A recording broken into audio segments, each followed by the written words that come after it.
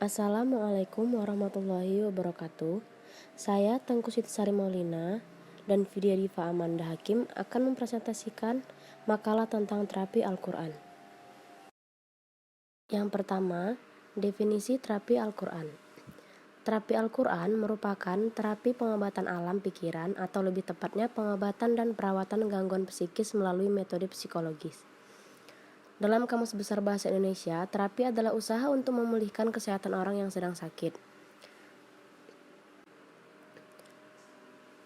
Terapi merupakan proses pengobatan dan penyembuhan suatu penyakit baik mental, spiritual, moral, maupun fisik dengan melalui bimbingan Al-Quran dan As-Sunnah Rasulullah SAW.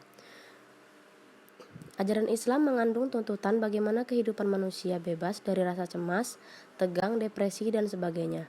Dalam doa, intinya adalah memohon agar kehidupan manusia diberi ketenangan, kesejahteraan, keselamatan bagi dunia maupun akhirat. Perlu diketahui bahwa terapi yang dimaksudkan untuk memperkuat iman seseorang, bukan mengubah kepercayaan atau agama pasien. Terapi juga dapat diartikan sebagai pengobatan alam pikiran atau lebih tepatnya pengobatan dan perawatan gangguan psikis melalui metode psikologis. Selama ini, Al-Quran diidentikan dengan kebutuhan yang bersifat rohani dan kejiwaan. Namun, apabila diteliti dengan seksama, segala jenis penyakit bersumber dari kondisi jiwa dan rohani yang bermasalah, seperti stres dan depresi. Dengan demikian, kondisi stres dan depresi berdampak pada tidak berfungsinya sistem pertahanan dalam tubuh, hingga mengakibatkan tubuh menjadi mudah terserang berbagai penyakit.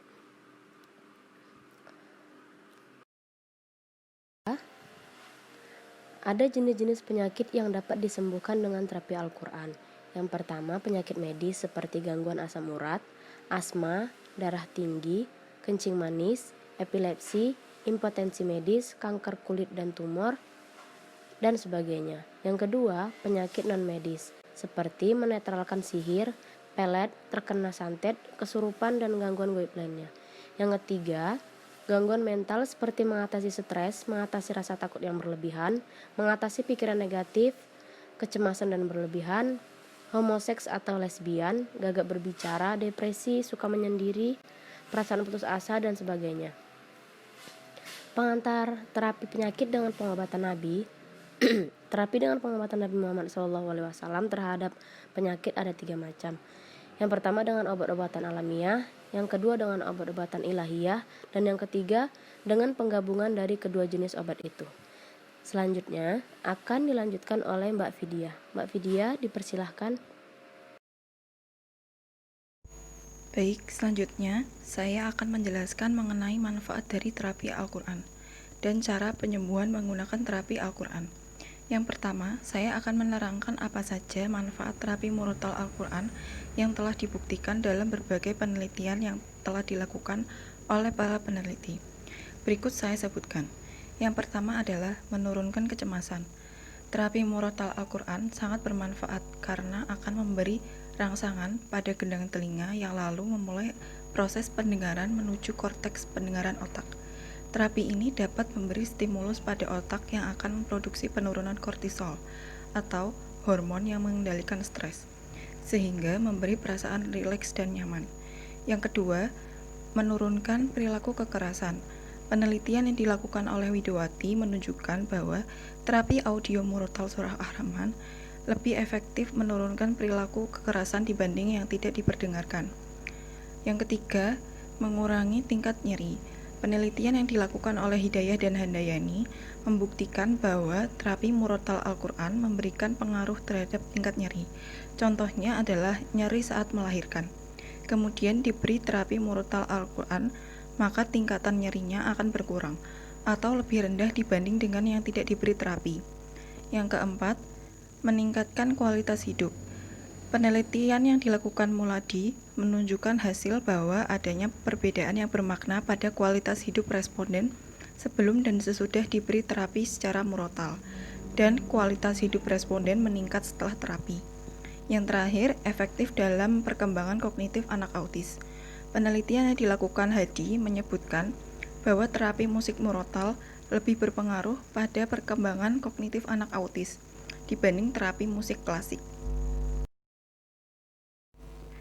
Yang selanjutnya akan saya jelaskan mengenai cara penyembuhan menggunakan terapi Al-Quran. Terdapat dua cara, yaitu sebagai berikut.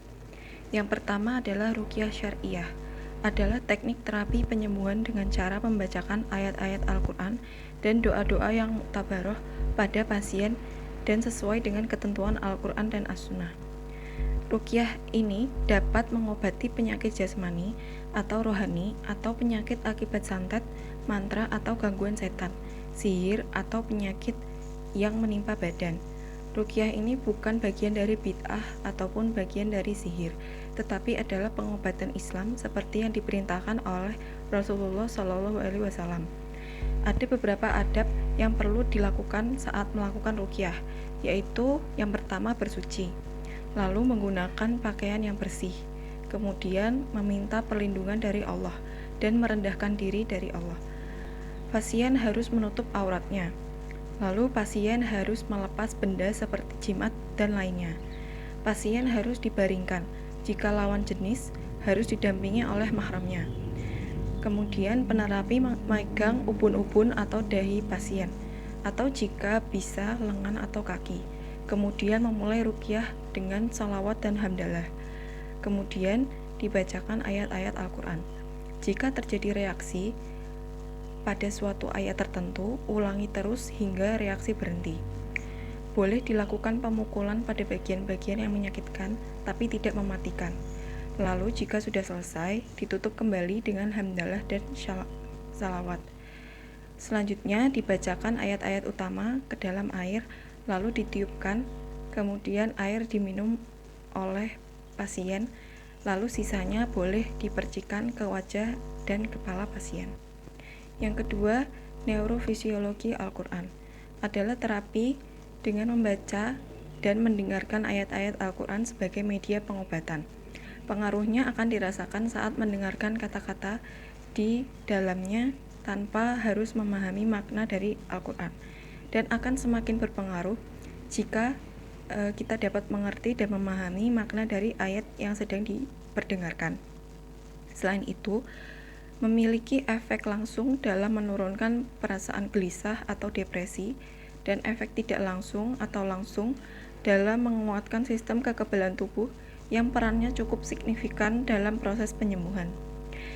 Sekian penjelasan dari kami mengenai terapi Al-Quran. Jika ada kesalahan, kami mohon maaf.